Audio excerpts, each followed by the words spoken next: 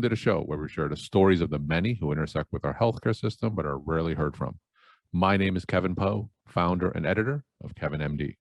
Today in the show, we have Ronald Dixon. He is an internal medicine physician and he wrote the Kevin MD article, As Dr. Burnout Climbs, Can We Save Primary Care? Ronald, welcome to the show. Thanks for having me, Kevin. We'll get into your article in a little bit, but first off, can you share your story and journey to where you are today? I am an internal medicine physician. I started training in 1998 at Mass General. And after training in my last year, I did a lot of ICU care. And I was really fascinated by the difference of working in the ICU and then following up in your primary care clinic. So in the ICU, I would walk in and everything would be set up for me. I'd have the patients I needed to see to be rounded on first. Those were all highlighted on a board in front of me. When I walk into the room, I would be able to see the vent settings and be able to adjust them. I'd be able to see all of their hemodynamic parameters. They were very clear for me to visualize and then make changes on.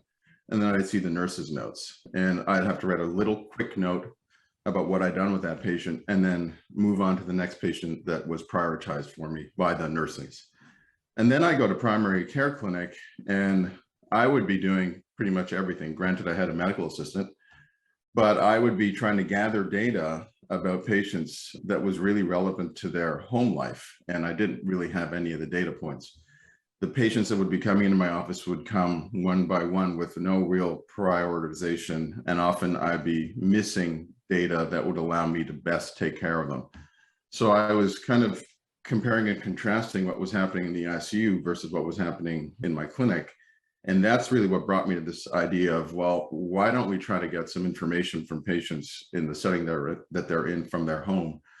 And why do we focus so much on in-office, especially in outpatient chronic disease, when it's really the things that patients are doing at home and the data that you need from the home that's going to help best manage that?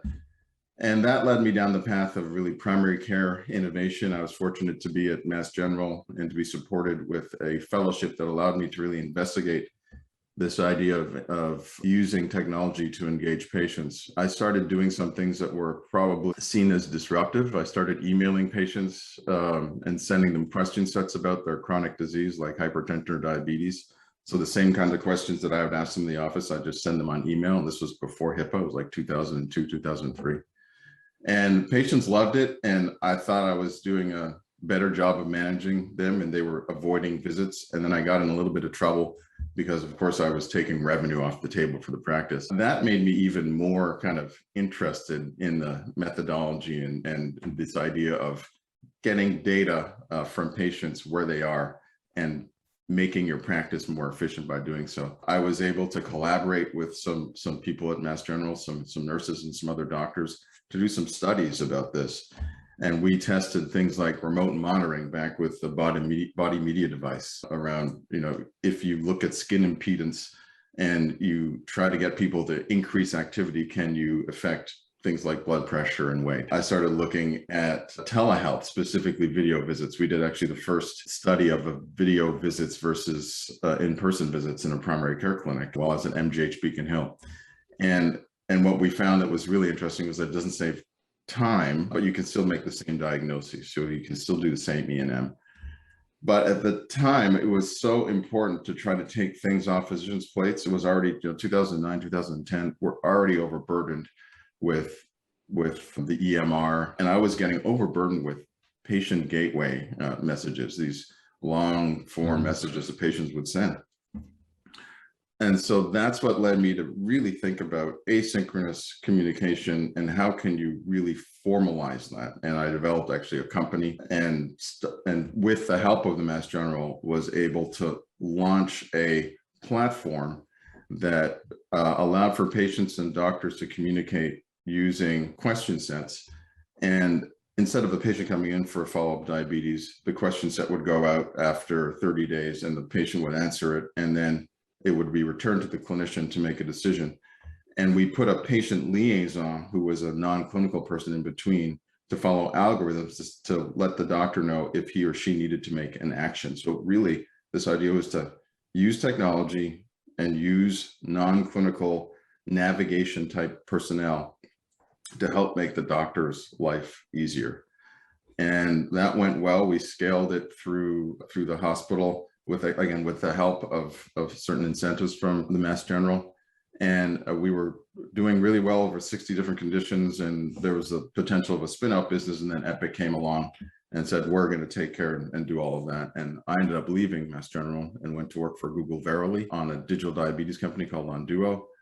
And probably 2 years into it, I got a call from some investors who have been looking at this company, Healthcare 360, and they called me back and said, it was during the pandemic, and said, we're really still interested in what you were doing, and we'd like you to bring that to another company based out of Austin, Texas called Remedy. And so I did that. I left Verily Onduo, ended up going to this company called Remedy, which is now rebranded into something called CareHive that I'm now running. So this is the original thesis of using technology to engage patients outside the office, leveraging non-clinical providers to take burden off of primary care.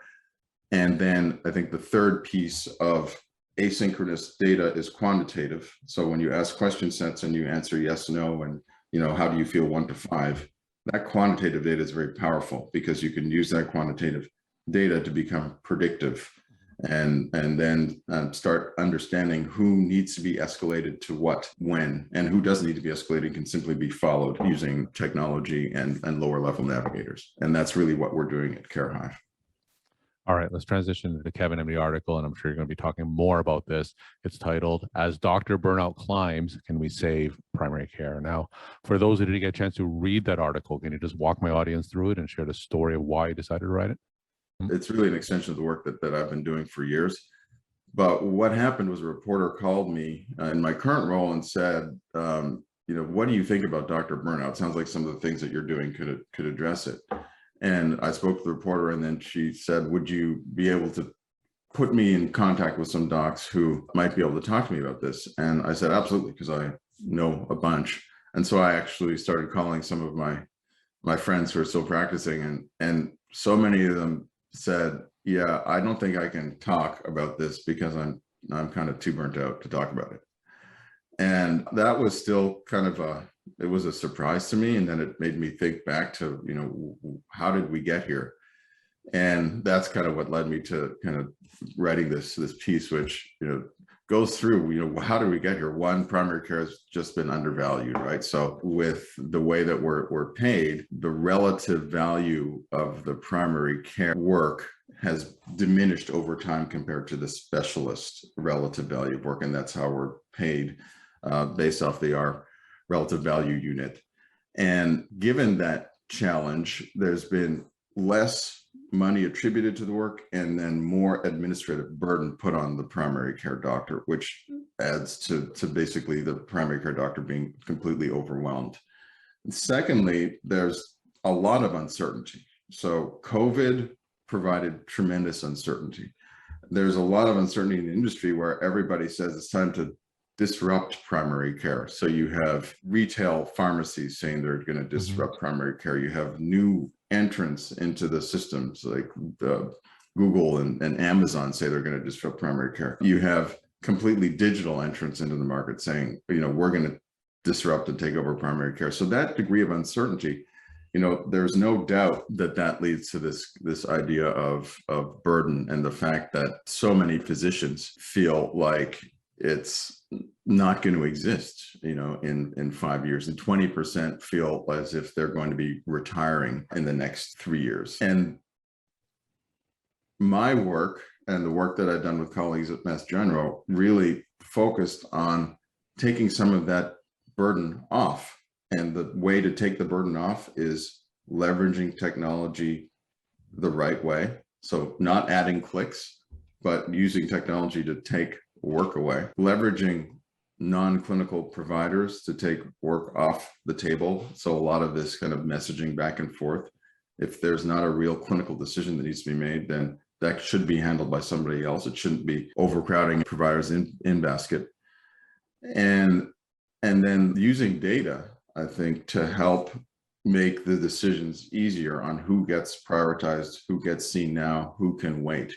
Not everybody in primary care needs peanut butter, right? the peanut butter approach to delivering care, where everybody just comes in, you settle a problem, then you bring them back at a certain amount of time. That doesn't need to be the case in the modern age. And if you do these things, you can unburden primary care without disrupting it. Primary care is relationship based. I think people really want relationships. It might be that the new millennials, they might not need the traditional primary care relationship. But as people age and they develop issues, and that's just a part of aging, then that relationship can be valuable. And by leveraging technology and leveraging other people to help that are not necessarily clinical, but can guide patients, that could create a much better experience for patients. Obviously, it's much more modern, and a much better experience for providers, because they can focus on the things they need to focus on and bring joy back into practice through relationship-based practice again. You and I are both internal medicine primary care physicians, and I've been hearing about technology-based disruptions or solutions for many, many years now, and yet here we are. We seemingly talk about the same issues year after year, and really, to be honest, nothing really much has changed. So, correct. Why is the status quo so powerful? I do think that the payment mechanism has made it extremely difficult to affect change, and finally, that's changing. As first there was kind of quality type payments, but now we're really looking into shared risk kind of arrangements. And what I believe is you need to stack the cards in favor of the provider. You have to give the provider the capacity to take work off their plate, make it easier. Technology typically has not been a subtractive. So it's, the EMR, for example, has made things more efficient in terms of billing and the ability to capture revenue for a payer, but it hasn't made our lives easier. And I think we need to figure out where we can insert technology to make our lives easier and leverage some of the new capacities for integration that really didn't exist in the past 5 years. One part of your story that struck me is when you said that you developed this innovative solution of asynchronous communication, but your institution then adopted Epic, and then you had to leave because Epic was going to, quote unquote, take over that part of the interaction.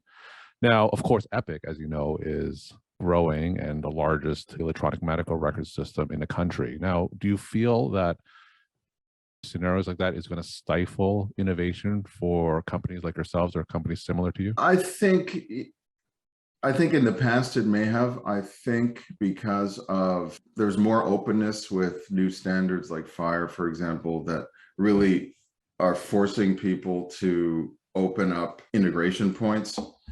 And there's this thirst, I would say, both on the patient side and the provider side to make things easier. And I do think, Epic has its place, but I'm not certain that the place is to make the lives of either patients or providers that much easier. So therein lies the opportunity for companies like ours, which we're really focused on the patient experience and the provider experience.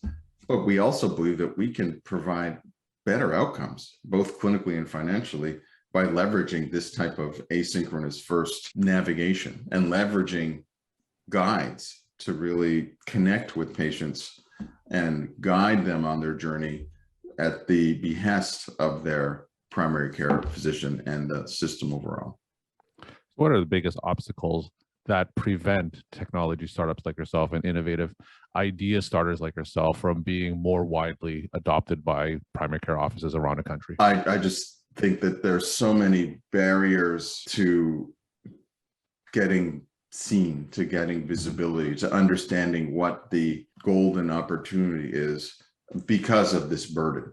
So I think there has to be an incentive. So on the work that we're doing, we want to make sure that there's an incentive for the provider to adopt us, and there has to be an incentive for the patient to adopt us, or else we can just seem as noise. Until you actually start to work with the patient and have that experience, work with the provider and have that experience, and prove results. We are extremely focused on, what people call ROI, and that we want to make sure that once a patient comes through our system, there's immediate value that's created, both on the clinical side, so that you can see that the patient actually is getting better taken care of, and that over time that should lead to better outcomes and less complications of a chronic disease. And then much more efficiency on the financial side, so that you're eliminating the need for hospitalizations due to exacerbations, emergency room visits through this more frequent touch points, technology-enabled navigation. We're talking to Ronald Dixon. He's an internal medicine physician, and he wrote the Kevin MD article, As Dr. Burnout Climbs, Can We Save Primary Care? Ronald, you're at the unique intersection of medicine and technology. What would you say are some of the top upcoming trends that we can expect in primary care from a technology standpoint? So definitely you're going to see a lot more of this async, data exchange, communication exchange, whether it's deviceless remote monitoring, actual remote patient monitoring with devices, the integration of things that are going on outside the office with what's happening in the office to make the care much more relevant to the patient. I think another trend that's really important is the payment trend, the move away from fee-for-service, which is a slow march. It's something that we've been talking about for, 20 years. It's definitely a slow march, but payers, specifically Medicare, is really pushing for that, because they've seen that there's value in outcomes. There's value in being transparent with clinicians around what works for their patients, and then enabling technologies and enabling other companies like mine to get into that sphere that allows them to be more effective with their patients. And my final question, what's your take-home message that you want to leave with the Kevin MD audience? I think for the audience, it's really that change is on the way. I think we've been talking about it for a long time, but when I wrote the article about burnout and spoke to my colleagues about burnout, it could seem like there's no hope, but I do think that there is hope. I don't think that new entrants are going to completely take primary care away. I don't think that Walgreens is going to replace primary care as we know it. I don't think that Google or Amazon is going to replace it. I think there will be alternatives, but there's sanctity in the patient-physician relationship, and there's sanctity in primary care. And I firmly believe that we need to modernize and leverage technology and get help from navigator type personnel to make our jobs easier. But at the heart of it, it's this relationship-based care, and that's not going to go away. And I think people like me and companies like ours are really here to enable that. Ronald, thank you so much for sharing your time and insight. And thanks again for being on the show. Thank you, Kevin.